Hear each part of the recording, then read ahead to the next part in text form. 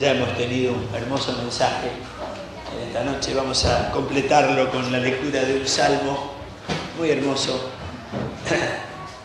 que habla de lo que a lo mejor Jorge ni ninguno puede expresar con palabras, pero sí toda su actitud, las lágrimas, es el reflejo del gozo, la alegría de pertenecer al Señor. El gozo del Señor es nuestra fortaleza. El gozo de sabernos hijos, el gozo de sabernos reconciliados con Dios.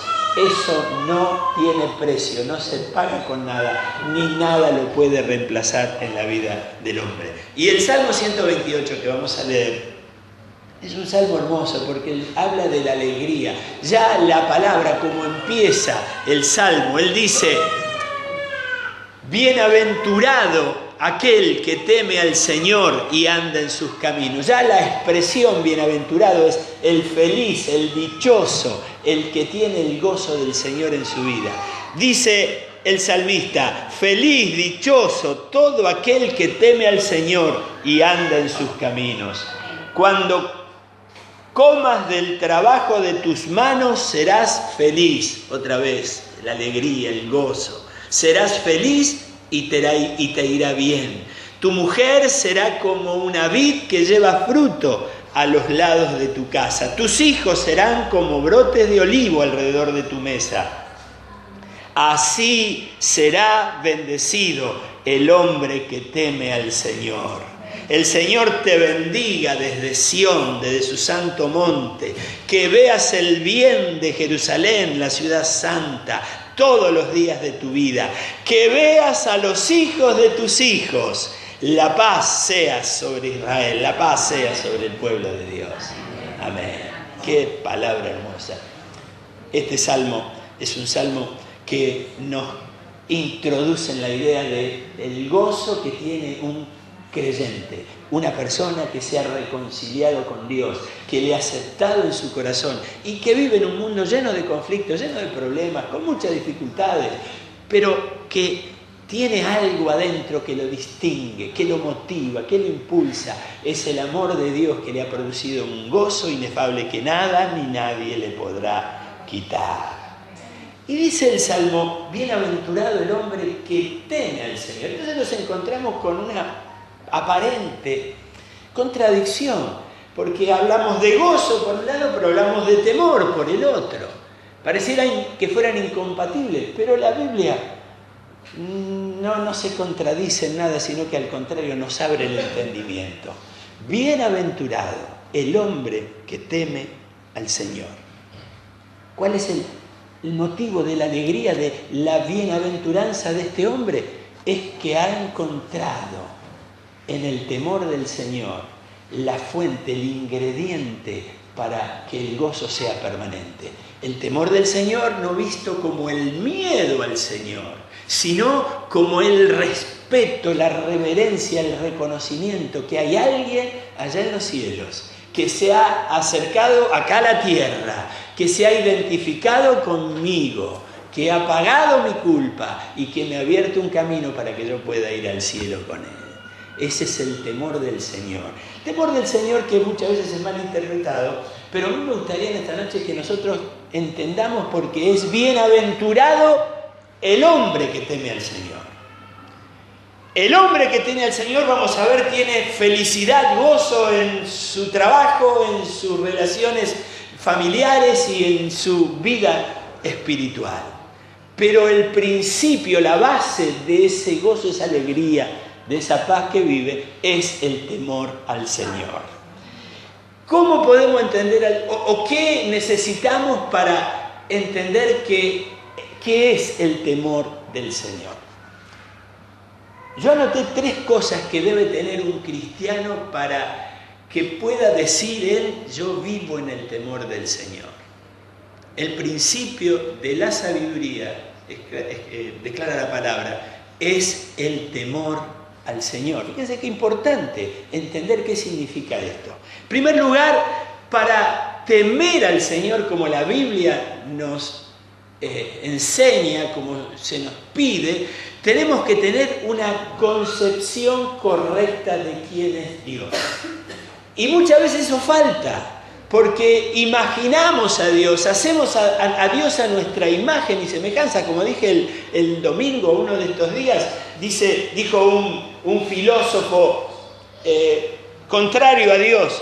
Él dijo: Dios hizo el hombre a su imagen y semejanza, y el hombre le devolvió la gentileza. Lo hizo a Dios a su imagen y semejanza. Pero Dios no es como nosotros lo concebimos. Dios es como es. Y conocer a Dios es conocerlo por lo que Él se nos ha revelado, no por lo que nosotros nos imaginamos. Tuvimos el domingo pasado a Víctor y tuvimos la bendición de tener a Flavio Ramos, de pastor misionero, y ambos hablaron del Islam y de la obra misionera hacia los musulmanes. Y ahí tenemos un claro ejemplo de lo que es para un musulmán Dios. Es un Dios que ellos han hecho por una supuesta revelación humana y lo han ideado de acuerdo a patrones humanos. Y el Dios del Islam, para el Islam, Dios no es un Dios con una personalidad como la Biblia revela de Dios, sino que Dios es algo poderoso, alguien poderoso que está allí en el cielo, que no tiene ningún interés de tener una relación personal con el hombre. Dios simplemente ordena y somete. El hombre se tiene que someter a Dios, y se tiene que someter a Dios de tal forma que su voluntad es arbitraria. Dice algunos musulmanes: aunque yo haga todo lo que tengo que hacer durante toda mi vida y cumplir con todos los mandamientos del Islam, puede ser que termine en el infierno. ¿Por qué? Porque si así Dios lo quiere, en su arbitrariedad, en su potestad, puede ser que yo termine de esa manera. Un Dios que no es capaz de identificarse con el hombre, sino que no puede hacerlo porque Dios no tiene nada que ver con el sufrimiento. Esa es la idea del Dios del Islam. Y sin llegar al Islam, hay muchas ideas propias que a lo mejor a lo largo de nuestra vida nos hemos hecho de Dios en base a la religión, en base a nuestras relaciones familiares, ideas que nos hemos hecho y que de alguna manera van enturbiando, cuando Dios se acerca a nosotros, la visión del verdadero Dios. Si queremos vivir en el temor, como la Biblia lo expresa, el temor de Dios, el principio de la sabiduría, bienaventurado el hombre que teme al Señor, tenemos que tener una correcta concesión, correcto conocimiento de quién es Dios. Y el Dios de la Biblia es un Dios que se revela al hombre. Yo tengo que reconocer que cualquier idea que yo tenga de Dios haya provenido de cualquier otra fuente, no la tengo que dejar de lado y tengo que buscar en la palabra de Dios, en el mensaje, en la enseñanza de la Escritura, porque allí Dios se hace conocer, Él se revela, Él nos hace saber de Él todo lo que nosotros necesitamos saber de nosotros. El Dios de la Biblia es un Dios que se identifica con nosotros, que sufre con nosotros. En toda angustia de ellos, Dios fue angustiado, dice la palabra. Es un Dios que se identifica de tal manera que se hizo uno de nosotros en la persona de Jesucristo. Y se identifica de tal forma que hizo todo lo que un hombre ha hecho, excepto no pecar, y sufrió en la cruz nuestra maldad y nuestro castigo. El Dios de la Biblia es un Dios que puede amar, un Dios que ama, no es un Dios que obliga, no es un Dios castigador, es un Dios que ama, es un Padre que busca al hombre. Dios busca al hombre. Dios estuvo buscando toda la vida a Jorge hasta que al final Jorge se dejó encontrar por el Señor. Dios está en esa actitud continua porque Él busca al hombre y provee los medios para su redención. El Dios que está sujeto a sus propias leyes. Hay un pecador, merece castigo, pero hay un amor que nace de él. ¿Cómo se conjuga eso en Dios? Y en Dios sí se conjuga, porque el mismo Dios que quiere castigar el pecado, porque Él es santo, santo, santo, es el mismo Dios que ama de tal manera que dio a su Hijo para que en Él se cargaran el castigo y los pecados de todos nosotros. Dice el salmista de una manera hermosa: en Dios la misericordia y la verdad se encontraron, la justicia y la paz se besaron. Ese es Dios. El Dios que nos ama, el Dios juez justo, pero es el Padre amoroso que hizo lo que nadie podía hacer por sus hijos. Al Dios de la Biblia finalmente se lo puede conocer, como lo conoció Jorge en aquel día. Se puede tener relación con Él como tenemos con Dios por medio de Jesucristo, y podemos tener una relación continua con Él. Para temer a Dios tenemos que conocerlo y despejar cualquier idea propia y volvernos a la palabra de Dios y ver cómo Él se revela a nosotros. En segundo lugar, para temer a Dios hay que tener un sentido generalizado de la presencia de Dios. Es decir, Dios está en todo lugar. ¿Cuánto dice amén? ¿Sabe que Dios está acá? Y que dice la Biblia, sus ojos están sobre nosotros. Esto puede resultar incómodo, ¿no es cierto? ¿Cuándo te resulta incómodo que alguien te esté mirando?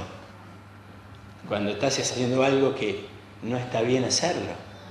Pero aquel que ama a Dios, que sabe quién es Dios y que tiene una relación con Él, se goza en lo que dice la Biblia, que los ojos del Señor están sobre los justos, atento a sus necesidades y a sus peticiones. Que el hecho de saber que Dios está en todo lugar, Dios no está acá y cuando me vaya se quedó acá y se duerme la siesta. Él está conmigo en todo lugar. Él va mañana a mi trabajo, Él va mañana a la escuela. Él está en todo lugar, no como un vigilante, sino como un padre que lleva a su hijo por todos lados y lo quiere ayudar y lo quiere bendecir. Los profetas del Antiguo Testamento entendían esto y ellos decían: vive Jehová en cuya presencia estoy. Si por algún momento perdés esa idea de la presencia de Dios alrededor tuyo, por donde quiera que vayas, es probable que pierdas el temor al Señor y las tentaciones te puedan atraer. Pero si yo vivo en el temor del Señor, si yo sé que el Señor está a mi lado, que el Señor no es alguien como esos camiones, ¿vieron? Nos quedamos el auto y llamamos al 0800 y vienen y nos cargan. Si no nos pasa nada en el auto, no lo llamamos al camioncito. A veces muchos cristianos tienen el 0800 de auxilio cuando tienen algún problema. Y ahí se dan cuenta y creen que Dios está para ayudarlos. Pero Dios está para ayudarnos, pero Dios está todos los días. Yo estoy con ustedes todos los días hasta el fin. Hermanos, tenemos que vivir con esa conciencia de que Dios está con nosotros todos los días. Vive conmigo, sale conmigo, se acuesta, en paz me acostaré y asimismo dormiré, porque el Señor me hace estar confiado. En todo lado, en todo lugar, el Señor está conmigo. Y quien vive con esa conciencia sabrá lo que es el temor del Señor. Y finalmente, lo que nos va a ayudar a vivir en el temor del Señor es una conciencia constante de nuestra obligación con Él. No como muchas veces nosotros pensamos que Él está obligado conmigo, que Él me tiene que ayudar, que Él me tiene que sanar, que Él me tiene que prosperar. Nuestra obligación es con Él, no es Él con nosotros. No, hermano, un verdadero temor del Señor es vivir sabiendo que soy deudor al Señor. Que yo le debo la vida, le debo la vida eterna, la eternidad se la debo a Él. Que el Señor es el Señor. Él es el dueño. Él nos hizo y a Él nos debemos. Que Él dio su vida, que Él es la cabeza de la iglesia. Él es el Señor. Nuestra obligación es con Él y no la de Él con nosotros. Y digo esto aclarando que Dios se siente muy obligado con nosotros y muy responsable de sus hijos. Pero no abusemos de esa magnanimidad de Dios, de esa gracia de Dios. Vivamos en el temor de Dios sabiendo que nosotros tenemos una obligación con Él y no Él con nosotros. Pero pastor, yo recibo tantas bendiciones de Dios. Sí, hermano, y yo también.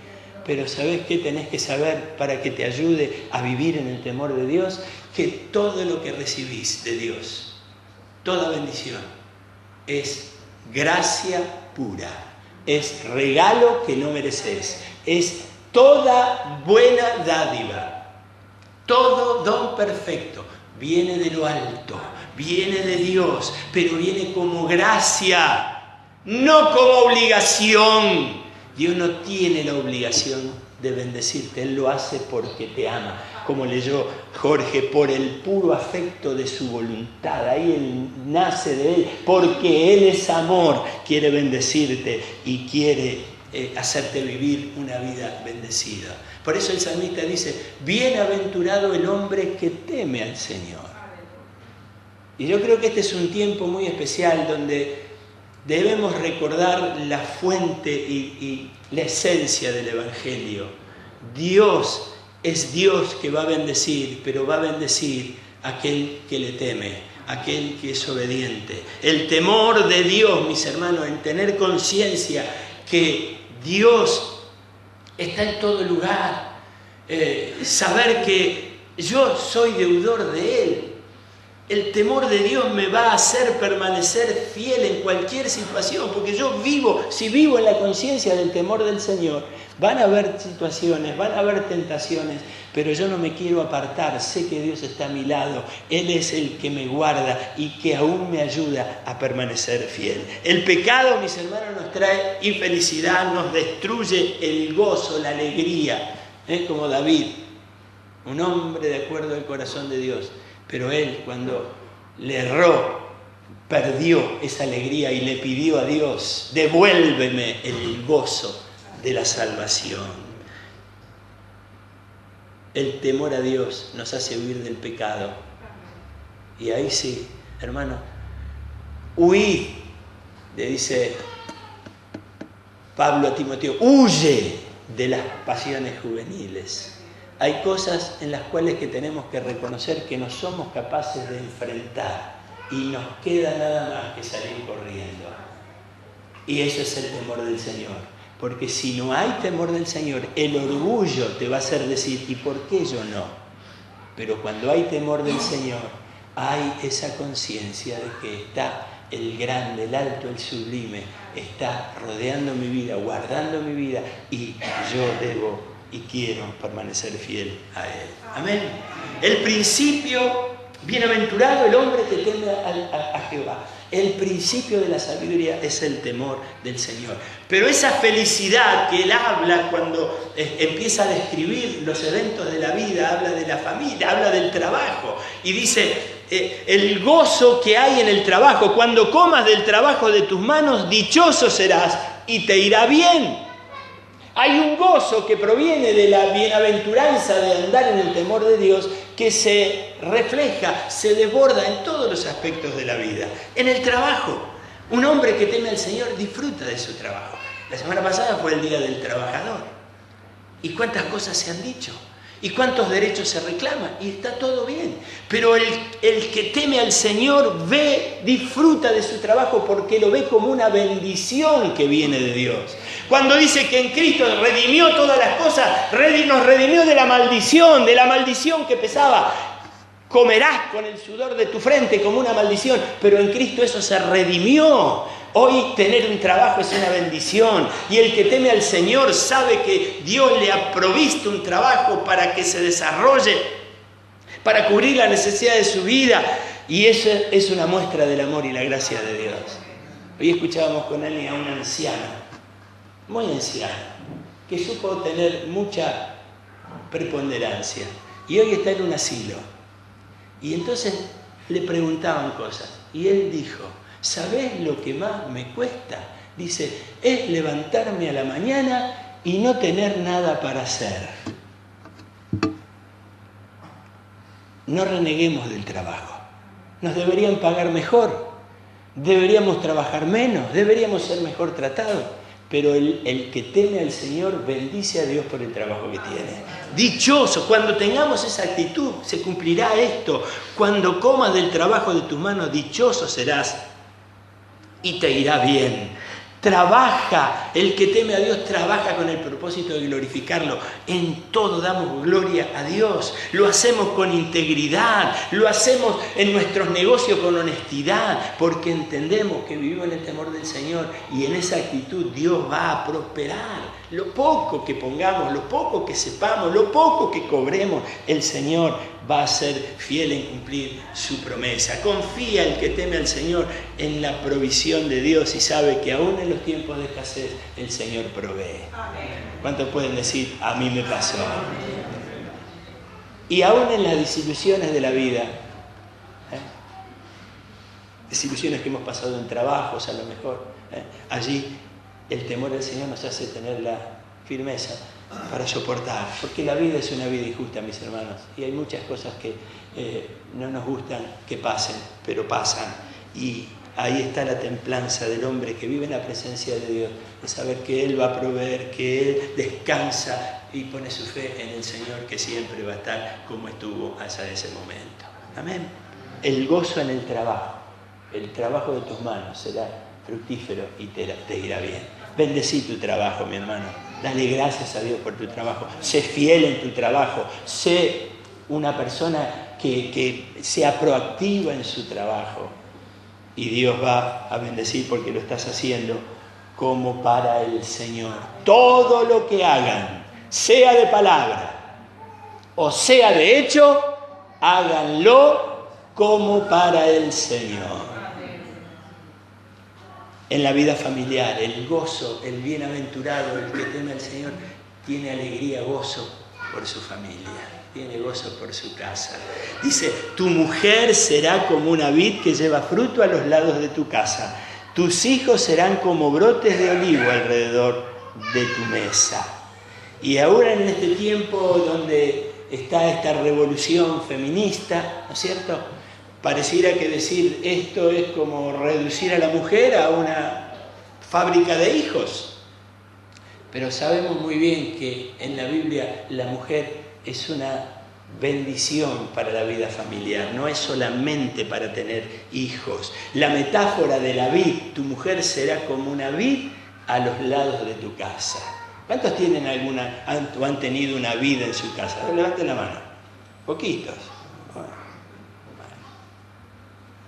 La vid, la metáfora de la vid, no es simplemente de la figura de tener frutos de la mujer.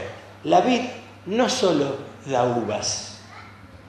Quien ha tenido una parra y ha visto y le ha hecho ese enramado y ha visto cómo se hace como un toldo y disfruta de la sombra en el verano, la belleza, el fresco, ¿sabe? Que en este tiempo donde el suelo, el tiempo de ecología, el suelo está maltratado, la sombra, la vid, se dice que si tenés un terreno, si tenés algo en tu casa, plantale algo, porque lo que plantes va a hacer que el suelo se conserve y el suelo sea más sano.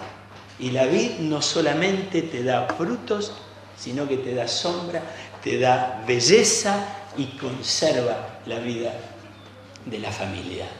Así es la mujer que teme al Señor, porque bienaventurado el hombre, no, bienaventurada la persona, hombre o mujer, que teme al Señor.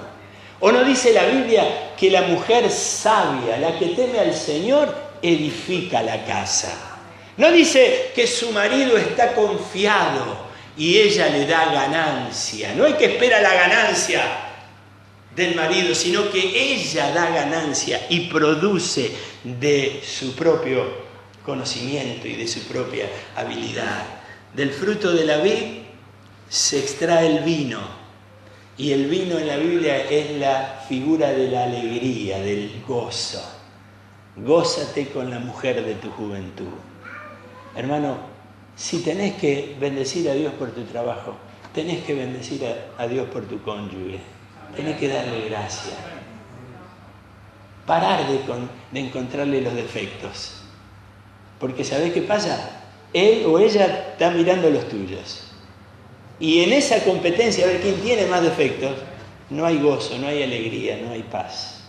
Pero cuando el hombre que teme al Señor puede encontrar que en la vida familiar, en una esposa a la que considera fructífera, a la que considera una bendición porque le da sombra, le da consejo, le da contención, su casa es una casa edificada porque la mujer hace de manera maravillosa, aun cuando tiene que salir afuera a trabajar este trabajo. La mujer le da gozo por su compañía, su intimidad. Todas las áreas de la vida hay gozo, alegría para la persona que teme al Señor y sabe disfrutar con alegría su relación familiar. Sus hijos como planta de olivos, fructíferas. Qué figura, hermano. Bienaventurado el hombre que teme al Señor.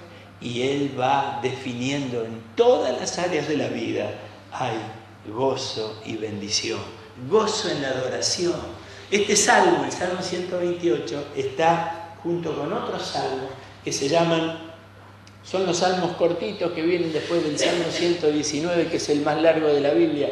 Y son salmos que se llaman los salmos graduales o los salmos de las subidas. Eran los salmos que los peregrinos iban cantando cuando iban al templo a adorar al Señor.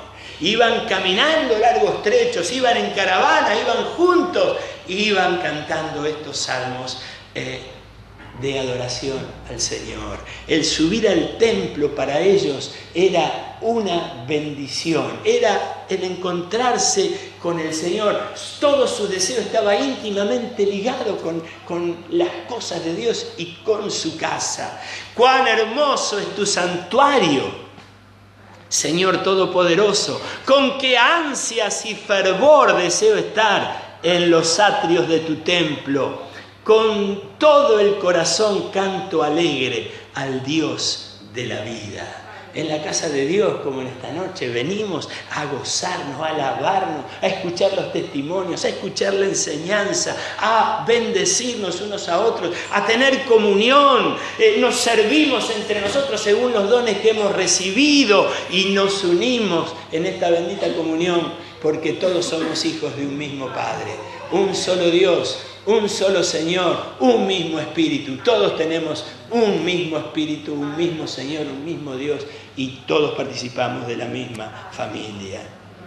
Trabajamos en la semana, como yo decía el sábado de la reunión de trabajo, trabajamos en las distintas sedes. Esta semana se ha trabajado mucho allá, esta semana están trabajando mucho allá en Beltrán con los adolescentes, en Posta con los niños. Hay trabajo, pero el domingo es el domingo donde nos venimos a reunir, a alabar al Señor. Nos nutrimos de su palabra, recordamos, como escuchamos en esta noche, de dónde nos sacó el Señor y el precio que por amor se pagó por nosotros y le damos gracias y lo bendecimos. Hay alegría para el hombre que teme al Señor en su trabajo. Hay gozo para el hombre que teme al Señor en su vida familiar y hay gozo para el hombre que sabe tener vida de relación con Dios, vida devocional, encuentro con el Señor. La iglesia, mis hermanos, es una fuente de gozo para la persona que teme al Señor. Y como hemos leído, el salmista anhela estar, aunque sea en la puerta, pero estar cerca. Porque aún ahí, dice los gorriones, la golondrina, haya lugar. Y yo también quiero tener lugar en tu casa, dice el salmista. Ame la casa de Dios, bendiga la iglesia, bendiga el lugar donde Dios le ha puesto. Florezca en ese lugar, crezca y dé frutos para el Señor y para los demás, en donde el Señor lo pone. Bendiga la iglesia. No reniegue de ella. Claro que hay muchos defectos, claro que hay muchas cosas que hacer diferentes o mejores, pero es el lugar en el que Dios nos dio y Él aquí nos quiere bendecir. Finalmente el Salmo habla del gozo que da la fidelidad de Dios.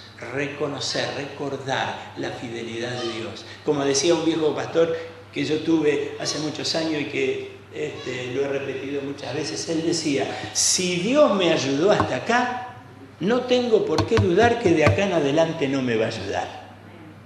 No tengo por qué tener duda. Si me ayudó hasta hoy, no tengo por qué dudar que de acá en adelante me va a ayudar. Eso es la fidelidad de Dios. Es confiar, abrazar la fidelidad de Dios. Entonces el Salmo dice, que veas a los hijos de tus hijos. La paz sea sobre el pueblo de Dios. Que veas tus generaciones. Yo he visto a mis hijos y a los hijos de mis hijos. Creo que por ahí hasta voy a llegar a ver los hijos de mis hijos. Y sería una bendición que pudiera llegar. Acá muchos hay que han visto los hijos de sus hijos. ¿Así? Pero él dice, él aúna esa bendición, no como una cuestión puramente propia y egoísta, sino que él habla de tus hijos y los hijos de tus hijos y habla del pueblo. Verás a tus generaciones, pero la tenemos que ver no como cosas nuestras egoístamente, sino como parte de una generación que Dios está levantando. Estamos por cumplir 50 años y hay muchos de nosotros que estamos por pasar, digamos, a cuarteles de invierno, pero viene otra generación y nosotros tenemos que ver, bendecir a nuestros hijos, pero verlos como parte de esa generación, dárselas al Señor, entregar, desear que nuestros hijos sean parte de esa generación que va a seguir la obra de Dios. ¿Cuántos dicen amén? El gozo de tener esperanza puesta en Dios. Hay bendición, hermano, en el que teme al Señor. Fíjate bien en la gente honrada. Observa a los que hacen lo bueno. Para esta gente de paz hay un futuro brillante. El hombre que tiene al Señor tiene un futuro brillante por delante. Aún en esta Argentina de Macri, pastor, aún en esta Argentina y en la que venga, o en la que pasó, el hombre es bienaventurado por el hecho de temer al Señor. Y eso me da paz de mi presente y paz en el futuro. Para terminar, quiero terminar con una palabra de Jesús. El Dios del Islam te somete. Si no te sometes, te castiga. El Dios de la Biblia, nuestro Padre Celestial, nos constriñe, diría el apóstol Pablo, con su amor. No es una imposición, es la demostración acabada de su amor la que nos lleva a obedecerle y a permanecer en él, a obedecerle. Y en esa obediencia está. Poneme la plaquita, por favor. Listo, déjala, no hay problema. En esa obediencia está el gozo. Fíjense lo que le dice el Señor a sus discípulos. Así como el Padre me ha amado, así también yo los he amado a ustedes.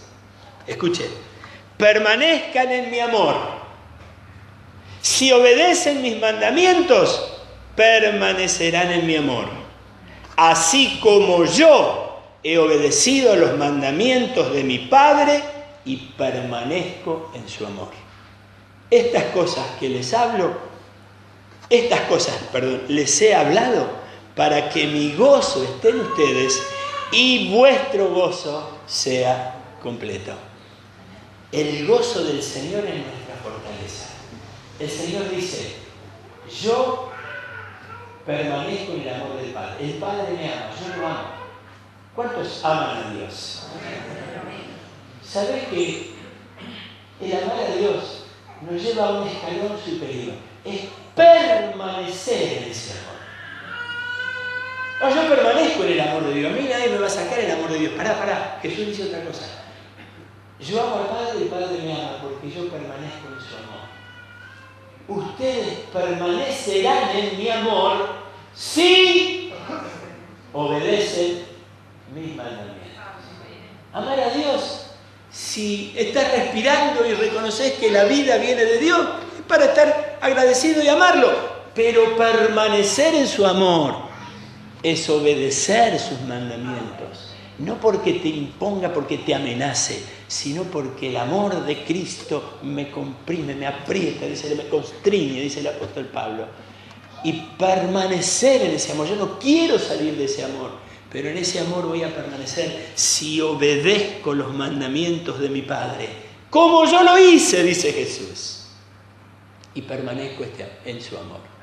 En esa relación, el Señor dice, si así es en la vida de ustedes, mi gozo estará en ustedes y el gozo de ustedes será completo. La obediencia a los mandamientos de Dios, la obediencia por amor a los mandamientos de Dios, produce en nosotros un gozo permanente, un gozo que no se puede describir, el gozo que produjeron las lágrimas de esta noche aquí delante, porque no se puede explicar, porque viene de adentro, porque viene de la paz, viene de la seguridad, viene del conocimiento de Dios, viene de saber que está continuamente a mi lado, viene de saber que yo vivo y hago lo que hago porque Él está en mí y yo estoy en Él. Y yo quiero permanecer en ese amor, obedeciendo sus mandamientos. En esta noche el Señor te dice, bienaventurado serás si temes al Señor y que en todos los actos de tu vida ese temor se refleje y vivas como aquellos profetas todos los días de tu vida en su presencia. Vivirás rodeado de su amor, vivirás rodeado de su gracia y de su bendición. Y serás un hombre fuerte, una mujer fructífera, un hombre útil para tu vida, tu familia, para la iglesia y serás para la gloria de Dios. Amén. Den un fuerte aplauso al Señor. Aleluya. Gloria a Dios.